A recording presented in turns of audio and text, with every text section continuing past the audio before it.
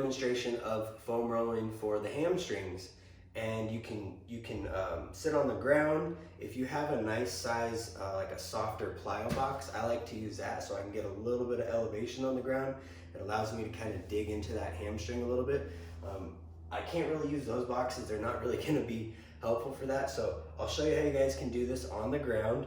And you know, the more advanced you get with your training, especially, you know, the more developed your hamstrings get, you might need something like this foam roll to really dig in there and get a little bit more efficient, or something like this that is actually a little bit harder than your average foam roll. You might find that those softer foam rolls on your hamstrings are harder to really dig in and feel like you're making any change. So that's my recommendation for hamstrings. Harder foam rolls, or you can find actual trigger point balls that are a little bit bigger than a tennis ball size, maybe like softball. You could actually even use a softball. That would be a perfect tool to roll out the hamstrings. Just be careful, because back here there are some, you know, major arteries and things like that. You don't, and nerves that you're definitely going to feel if you're on that nerve. You don't want to be pinching stuff. So just use your better judgment. You know, distinguish between the good pain and the bad pain. But I'm going to get started, and I'm actually going to use this one because I like this one. And I like to start behind my knee, but not directly behind my knee, like just behind it, just a little bit above on that hamstring.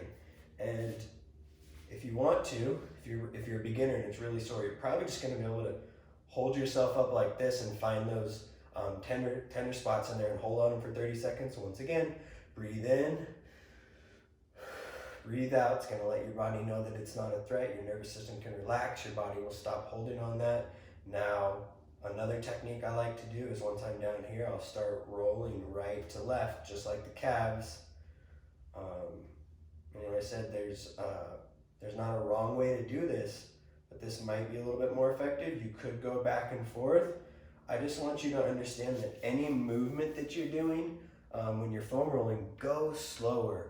Unless you're using the foam roll to kind of warm up and get some blood in the tissue, and then you can kind of go a little bit faster. But I'm always going to teach you guys this in, you know, kind of the scenario where we're finished working out, or maybe this is just a mobility day, we're going slow. We're trying to relax this tissue, and if we go really fast with stuff, moving really fast, it's going to excite the tissue. So nice and slow, I'll work my way up all the way to my glute.